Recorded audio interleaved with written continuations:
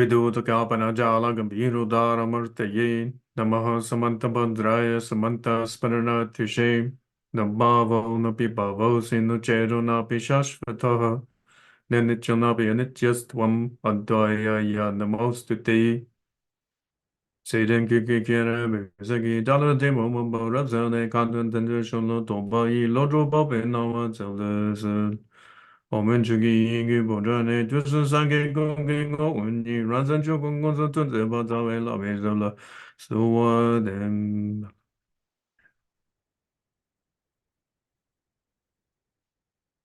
So greetings everyone. Good evening. It's a real pleasure to be back with you.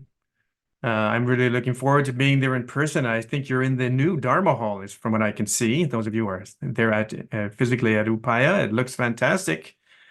And I'm sure it's been such an easy thing to put together. I'm sure that's what Roshi would tell us. Maybe not so easy, but really looking forward to seeing what I'm sure is a wonderful space.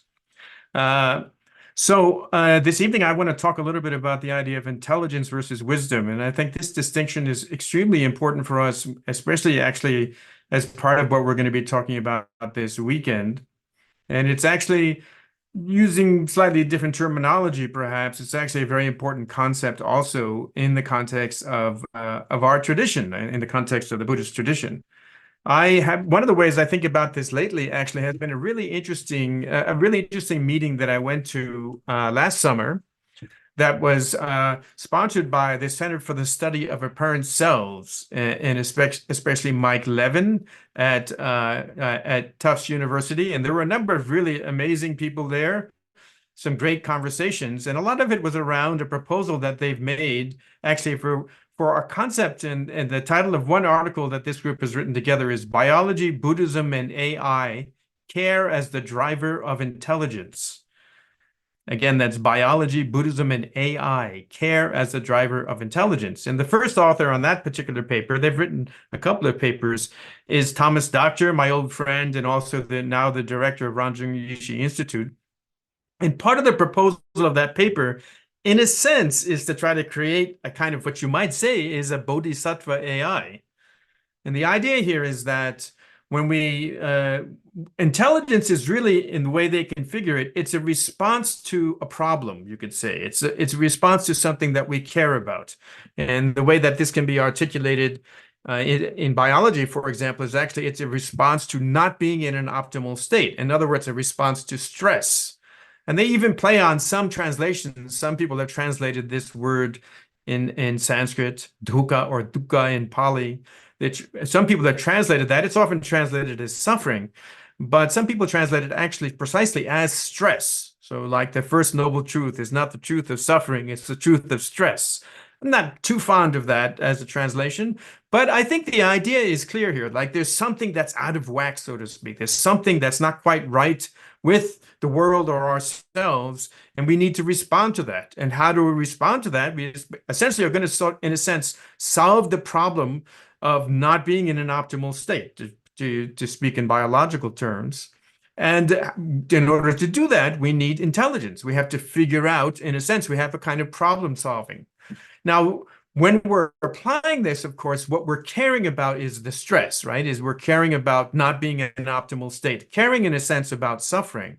But for most organisms, for many organisms, that care really can be very self-centered, right? It's focusing just on the survival of the organism itself.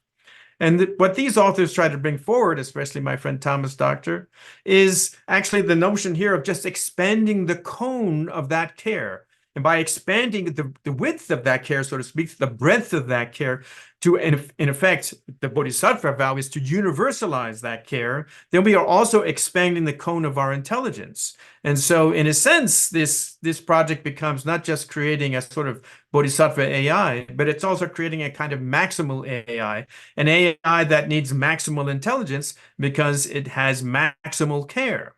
And that's a very interesting way of thinking about even Buddhahood. There are ways of talking about what it means to achieve Buddhahood, to achieve awakening, which means basically becoming as best as possible the kind of being that is most capable of relieving the suffering of all sentient beings.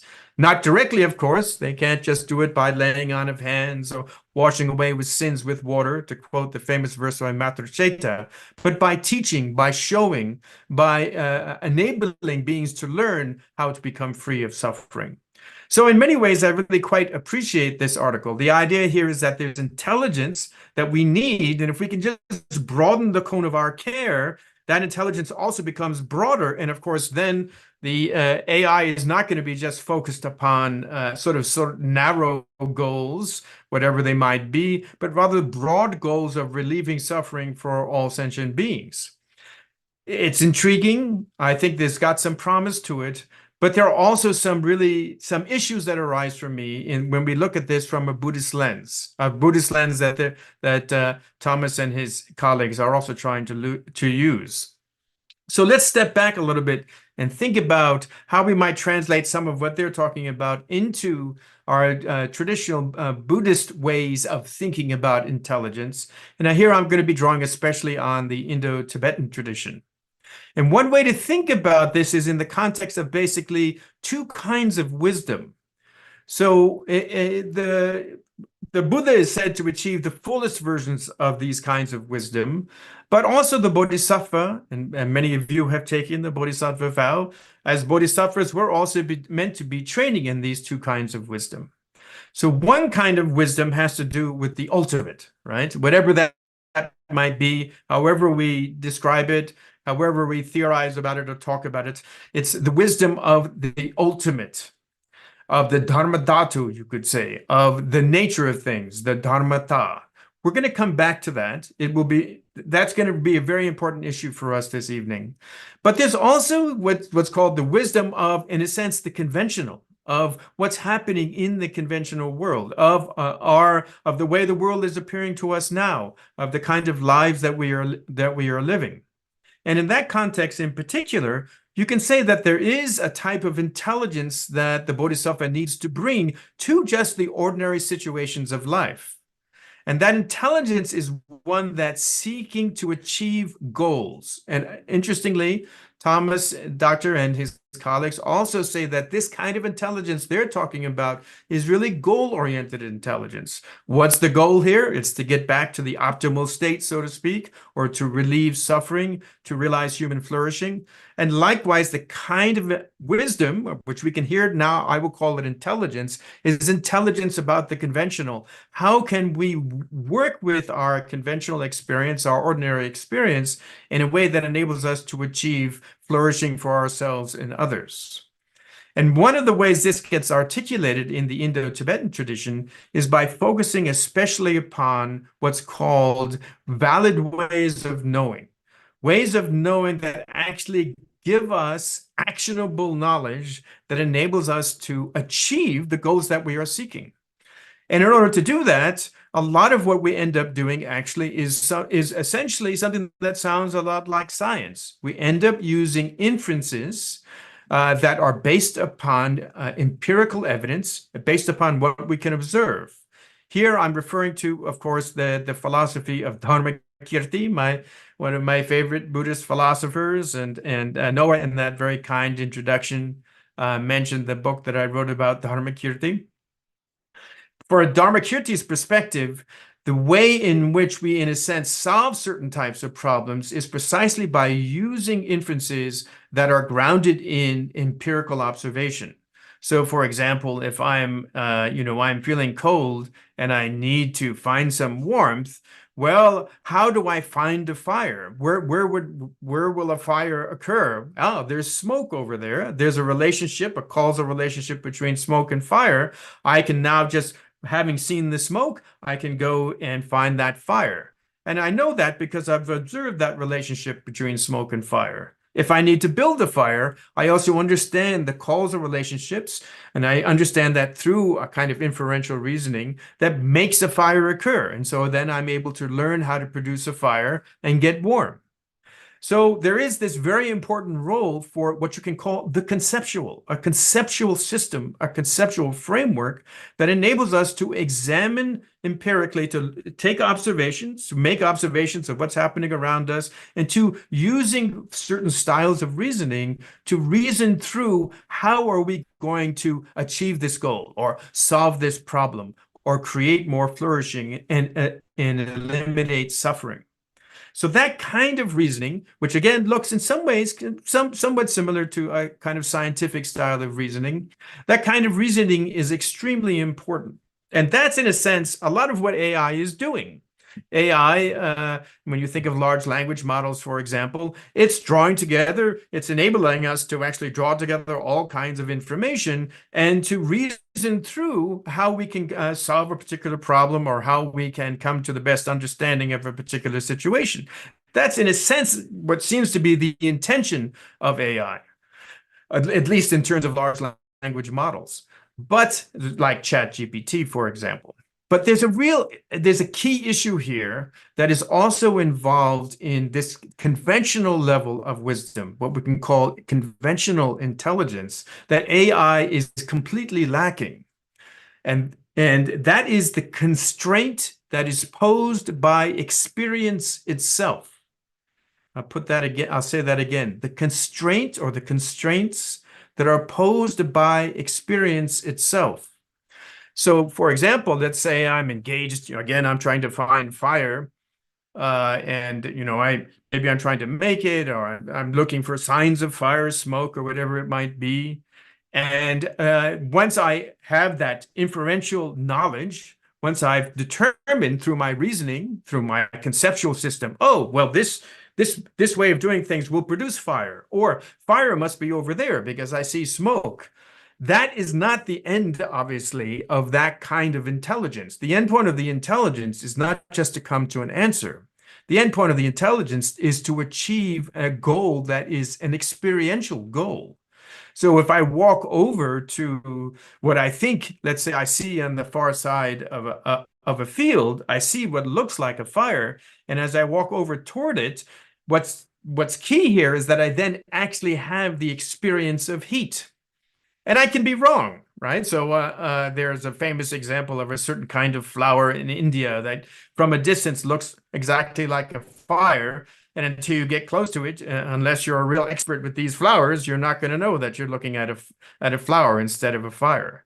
So again, the key here is that the intelligence that's coming from that reasoning, that inferential reasoning, the kind of reasoning that AI can do, has to be rooted in the actual experience of our goals. And also it has to be rooted in the experiences that constitute those empirical observations that we are making. So why is this constraint important? One of the reasons it's important is that it allows us to ground our conceptual systems in actual experience and outcomes, rather than get caught in the conceptual systems themselves, in a sense, to just get caught in the talk and not walking the walk. Here, again, we're talking about experiences that are conventional. They're not about experiences, the ultimate. They're just ordinary experiences like feeling warmth, or trying to discern whether there's going to be a storm or not. There was a big storm here yesterday, and I was outside, looking at the clouds, trying to find a funnel cloud. And we fortunately missed the tornadoes. Welcome to climate change. So these kinds of experiences, they're ordinary. I'm having a visual experience. I'm trying to interpret what's happening. But the key here is that that visual experience is going to put constraints on my thinking, all of the conceptual systems and reasoning that I'm using. So, for example, I might have, I did get a friend of mine contacted me and said, "Oh, I think there's a tornado right now, or coming over the neighborhood." Well, I go outside and I look for the tornado and I don't see it. I don't hear it. There's no tornado. So there was a belief, and actually it was based upon, correct reasoning that there's a certain kinds of atmospheric conditions, it might produce a tornado and so on.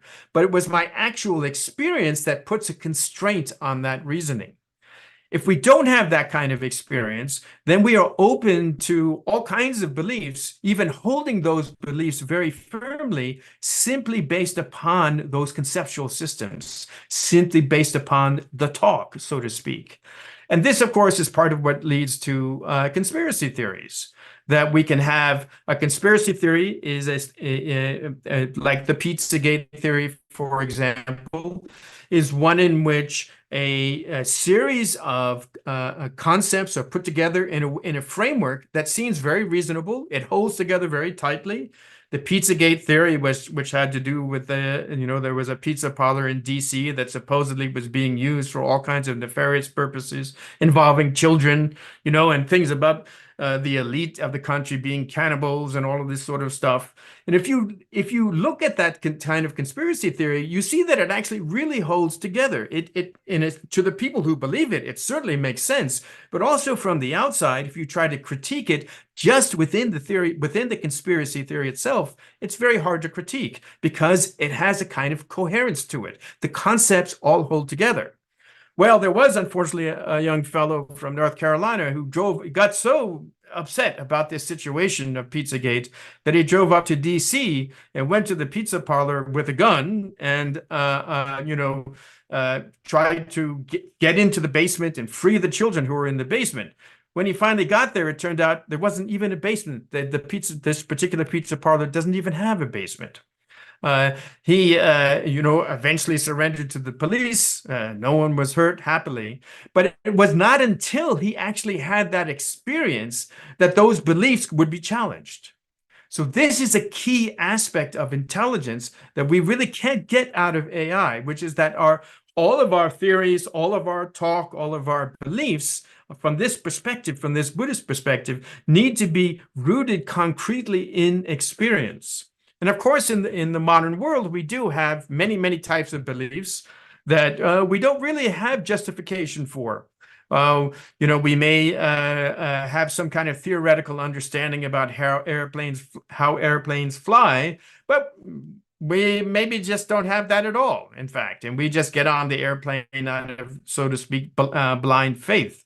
We have other kinds of beliefs like the composition, excuse me, the composition of the sun, or even of distant planets that are based upon observations being made with our amazing orbital equipment these days. But that doesn't mean that, us ordinary people, that we actually experientially can confirm those types of beliefs. So in the Buddhist context, it wouldn't be that we would just abandon those beliefs, but we would hold them loosely until we can actually confirm directly in our own experience what we are believing. Now, part of the problem with AI is that AI itself actually is, in a sense, all about producing belief. It's all about producing concepts themselves. And the Buddhist perspective is that concepts are useful, but they're useful only because they can guide us to those kinds of experiences that we're seeking to have. In fact, however, concepts actually distort what we are experiencing in subtle ways, and sometimes in ways that are not that subtle. And I've spoken about this before. Noah mentioned, the idea of a cup, right, or a glass. And when I'm not going to put us through the whole rigmarole of analyzing the glass right now, but what I will say is that this glass that I'm holding here, a glass of water, that this glass is actually unique. No other glass is exactly like this glass. When we use the word glass, we are always ignoring some of the uniqueness of whatever we're looking at. Now, the thing about our modern life, actually, interestingly, is that we have so many manufactured things that are manufactured in these very regular processes that sometimes we have to look quite closely to notice the way in which one manufactured glass is different from another manufactured glass. If you're actually out in the world looking at not manufactured things, but let's say looking at apples, it's quite easy to see that every apple is a little different from every other apple.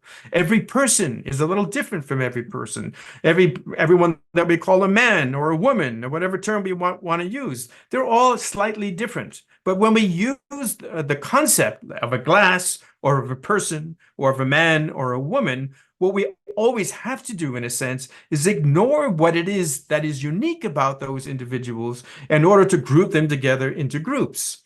And those groups, when we talk about glasses, you can think of there are many different kinds of glasses in the world. They all form a set of things that we call glasses. And from the Buddhist perspective, even though we're ignoring their differences, this concept can be useful because it enables us to, for example, drink water. But if we think that there's something about that concept, which is actually picking out what is the real identity of the glass, then we are deeply mistaken. So from this perspective, every glass is in fact slightly different, slightly unique. The only thing that's actually the same about a glass is our own abstraction from our own experience. We abstract certain types of regularities out of our experience, and then we form concepts like glass, like male, like female. And on that basis, then those abstractions, when do we accept them? Why would we continue to use them? We only accept them or continue to use them because they're useful, because they actually allow us to achieve our goals. But we can become stuck in a perspective in which the conceptual system itself seems to be reality. It seems to be presenting us the real nature of things. And because that conceptual system is rooted in the abstractions, not in the actual experiences of individual things, but in what we abstract out of individual things, we become further and further away from actual experience, which means that our conceptual systems, in a sense, can start to take over. And you might say, in a way, we all become conspiracy theorists at a certain level. Now, that's one very significant problem with AI, is it does not have this rootedness in experience itself. But another issue, actually, is that its purpose, in a sense, is a purpose that we can even say you find in the academy, as a professor. I'll just speak from my own experience. Sometimes, as a professor, I'm old enough now that maybe this doesn't happen so much anymore, but certainly in graduate school, and when I was in the early days teaching as a young professor, as a young assistant professor, if someone asked me a question, I just always wanted to give an answer. I'll be frank, it was quite rare that I would just say, oh, I don't know. I have no idea. I would always want to come up with some kind of an answer, because the purpose in that context of that conceptual system, so to speak, the purpose of what I'm talking about is not actually to achieve some experiential goal, but just to get the account right, to use the concepts correctly, to show, in a sense, maybe even how smart I am, right? How good I am at manipulating concepts. So that is also, in fact, a problem with AI. And I think one of my favorite examples of this was back in, I'm actually looking at an article. I'll share the link so Noah can share it with you all later. This was back in May of 2023, a little over a year ago. There was a fellow who was injured on a plane coming into New York, and he wanted to sue the airline. So he hired a lawyer, and the lawyer, the airline wanted to dismiss the case, and the lawyer prepared a 10-page brief in which he cited all of these past cases about airlines and injuries and so on, and presented it to the judge. And then the judge, a couple of days later, came back to him and said, "This is ridiculous." This is a lawyer who had been practicing for 30 years in New York. And he said, "This is ridiculous. I've tried to find all of these cases and none of them exist. You just made up all of these cases that you're citing to support your brief." And as it turns out, he used ChatGPT to create the brief, and ChatGPT had done what's called an hallucination, which is a very interesting way they describe this phenomenon with AI, where the AI, the large language model, simply invents, when it can't come up with an answer, it invents what it needs in order to create that answer. So this is an additional problem here about a certain kind of way of thinking about intelligence, where intelligence just becomes getting good at the game, getting good at the conceptual game, always being able to produce an answer. And for ChatGPT at that time, at least, that even at the expense of having to fabricate data. So that's a huge concern. That's not the kind of intelligence that we're talking about when we talk about conventional intelligence or conventional wisdom in the Buddhist context. So instead, well, how do we avoid that problem? And this is when we move then to the wisdom that is at the ultimate level. That wisdom is actually what enables us to see through the apparent reality of the conceptual systems that we're using, to see through the model, to see, in a sense, the territory through the map. So one way of thinking about this is exactly that metaphor of map and territory. You know, Jorge Luis Borges once wrote this article called "The About Precision in Science." Not an article, excuse me. It's like a one paragraph or two paragraph short story, and it's about how in an ancient empire, the map makers were requested again and again to make better and better maps. And they finally got to the point where they made the best map, which is the map was the map was very precise. It was also exactly the same size as the territory. Of course, now it's no longer a useful map, right? So the point here is that a map can never be the territory. Just like the concept of a glass always leaves something out about a glass, a map always leaves something out about the territory that it's describing. It's not going to tell you, whether someone has just mowed their lawn or not in the neighborhood that you're trying to navigate to.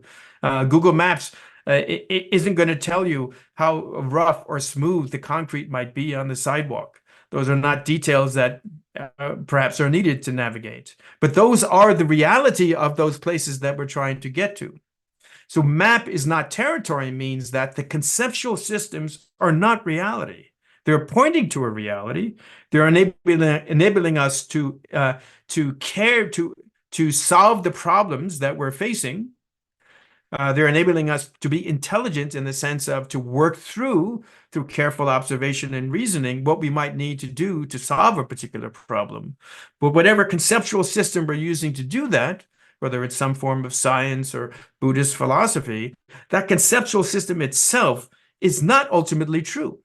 It's just a map, and all maps are simply maps. In that sense, you can say all conceptual systems, all theoretical accounts are, in a way, actually confusing. They actually introduce a kind of confusion to us. The more they present themselves as the ultimate truth of what's happening, the more confusion they're going to induce in us.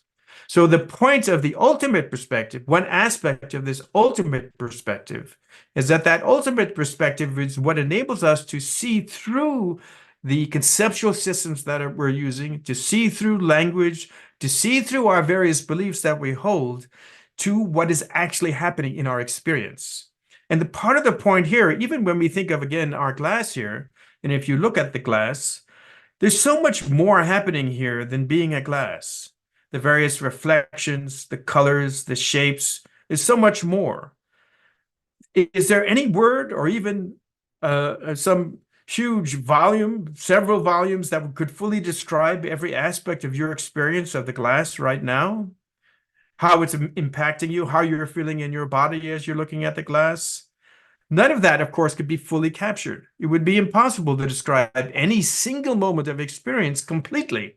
Because again, you'd be like Borges, where the whole map is now as big as the territory, and you need a new map to even negotiate the map itself. So the wisdom of the ultimate perspective, one key aspect of the wisdom of the ultimate perspective is to bring us back to experience, not as we think it should be, not as we describe it, not as we categorize it, not as we conceptualize it, but actually as we experience it, the experience itself. And that acts as a constraint, and that enables us to see that there are different kinds of conceptual systems that are useful, but that they themselves are not the reality. Another aspect of the ultimate here also that is even more important, you could say, it's certainly useful for us to know that whatever kind of, conceptual account we give, all conceptual accounts are just maps for some kind of territory. And we're never going to be able to say that the map is a perfect map. All maps are are necessarily imperfect. All concepts are necessarily somehow not capturing everything about what we are experiencing. But there's another really important issue here, another aspect of the of wisdom at the ultimate level that is also critically important and also really, I think, an issue for AI. And we come back to the idea that Thomas Doctor and his colleagues, and I just want to say I really admire what they've done, and I think there's a lot of potential there. But in the spirit of what I hope will be helpful criticism, constructive criticism, one of the aspects of that system is to say, well, we care about something. We're going to even broaden our range of care to include all sentient beings. And then we're going to use some kind of a system, some kind of a conceptual system, some kind of an analysis, maybe we call it science, in order to solve the problems that we care about, in order to, for example, relieve suffering and bring others to flourishing.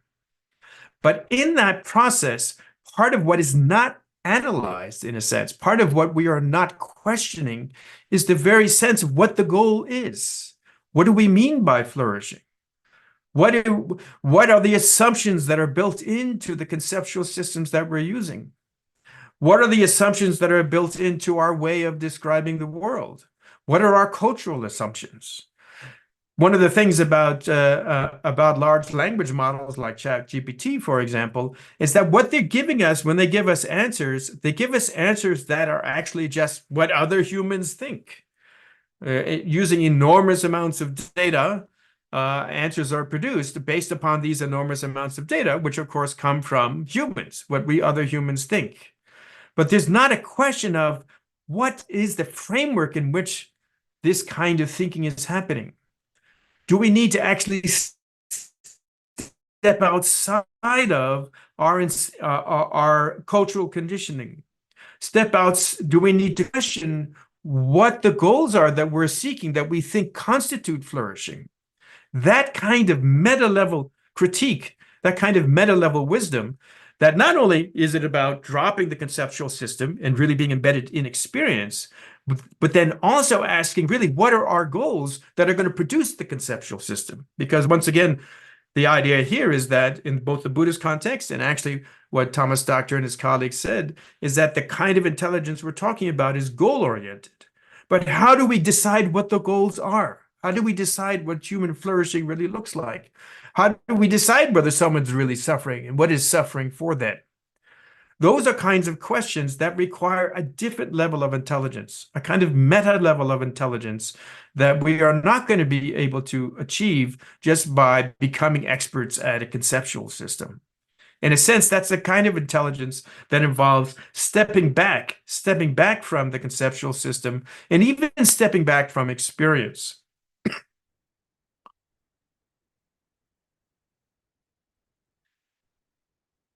So from the perspective of these two kinds of wisdom, what would we say is the Bodhisattva's role?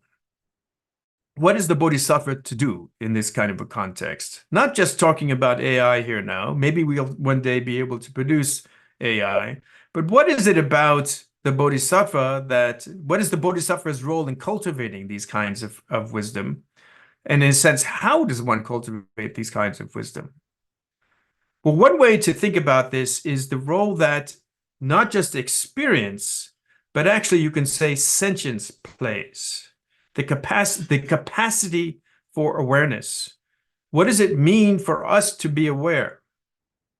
So let's think about this in terms of the model that I presented already, coming from Dharmakirti and other Indo-Tibetan Buddhist philosophers. We have conceptual systems. They really are about achieving goals. And we know that those goals are achieved when we have the experiences that we're seeking. And we can come up with certain kinds of beliefs, our conceptual systems, whether it's a religion or a science or whatever it might be, may introduce certain types of beliefs to us. We may cling to those beliefs, but they may not work out experientially.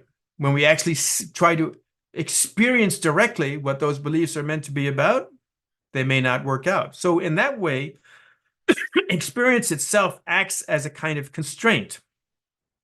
But there is a way in which experience also, that conventional level of experience also needs to be critiqued. It acts as a constraint at a conventional level, but experience itself at an ultimate level is also something that we need to question. Now, in what sense do I mean that we need to question experience? As you're listening to me right now, there are sounds coming in. If I speak a different language, nga phuke gyana kinan so peche hako gumare mi mangche atene nga tagatende lab lab lab che dene drama to da hako gumare. So it just sounds like a bunch of sounds coming through, right? I'm speaking Tibetan and it just sounds like sounds coming through. And as you are experiencing those sounds are presented to you in a particular kind of way.